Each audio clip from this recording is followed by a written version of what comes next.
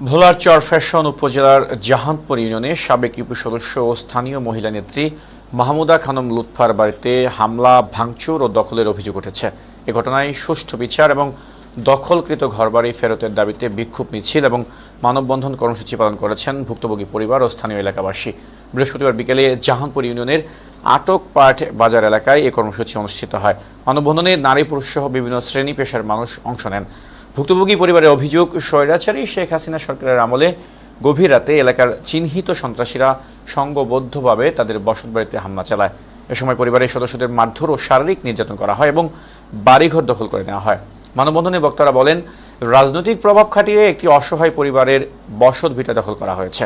তারা অবিলম্বে ঘটনার সুষ্ঠু তদন্ত, জড়িতদের দৃষ্টান্তমূলক শাস্তি এবং ভুক্তভোগী পরিবারের ঘর বাড়ি ফিরিয়ে দেওয়ার দাবি জানান।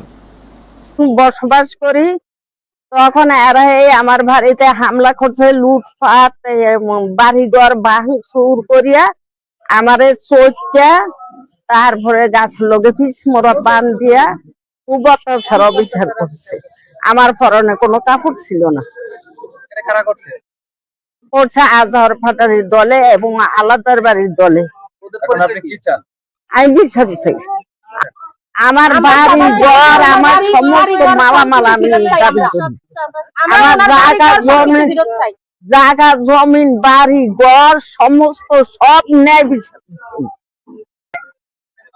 আওয়ামী লীগের দুর্বৃত্তরা কিছু সন্ত্রাসী বাহিনী আমার বাড়ির উপরে হামলা চালায়। আমার মাকে একা বাড়িতে পেয়ে ওরা গাছের সাথে বাইজা বেদর মারধর করে এবং আমার বাড়ি ঘর সবকিছু লুটপাট করে, গরু, ছাগল, হাঁস, মুরগি, মূলত একটা ঘর থেকে উলঙ্গ অবস্থায় তারা বাড়ি কেটে দিচ্ছে। দেওয়ার পরে আমি যখন শূন্য আইছি, তারপর ওরা আমার হামলা করে এখানে 4টা সিলাই লাগছে।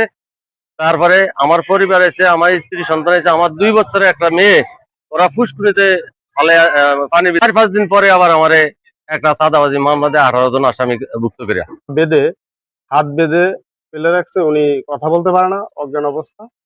পরে আমি বান খুললাম, ওনাকে জাগাইতেছি।